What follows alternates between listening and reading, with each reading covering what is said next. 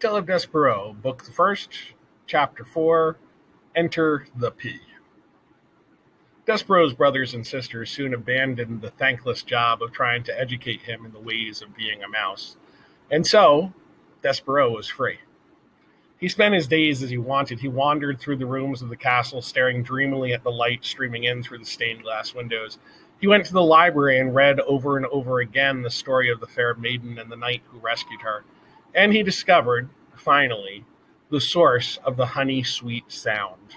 The sound was music.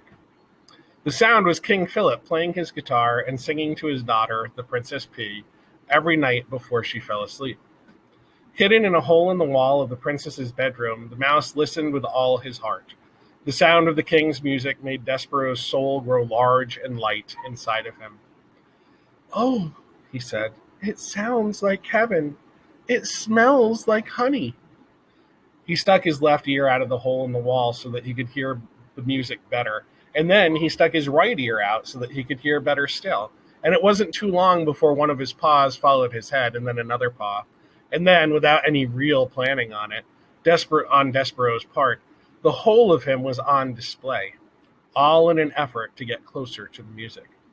Now, while Despereaux did not indulge in many of the normal behaviors of mice, he did adhere to one of the most basic and elemental of all mice rules. Do not ever, under any circumstances, reveal yourself to humans. But the music. The music. The music made him lose his head and act against the few small mouse instincts he was in possession of. And because of this, he revealed himself, and in no time at all, he was spied by the sharp-eyed Princess P. "Oh, Papa," she said, "look, a mouse." The king stopped singing. He squinted. The king was nearsighted. That is, anything that was not right in front of his eyes was very difficult for him to see. "Where?" said the king. "There," said the Princess P. She pointed. "That, my dear P, is a bug, not a mouse. It is much too small to be a mouse." "No, it's a mouse, a bug," said the king, who liked to be right. "A mouse," said the P, who knew that she was right.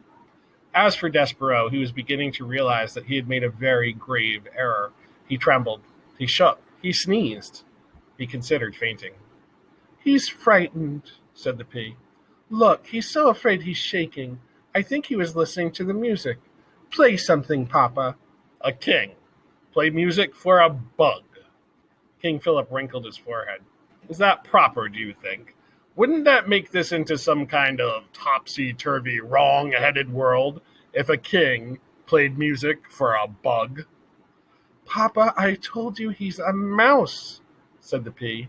"Please." "Oh, well, if it will make you happy, I, the king, will play music for a bug." "A mouse," corrected the P. The king adjusted his heavy gold crown. He cleared his throat. He strummed the guitar and started to sing a song about stardust.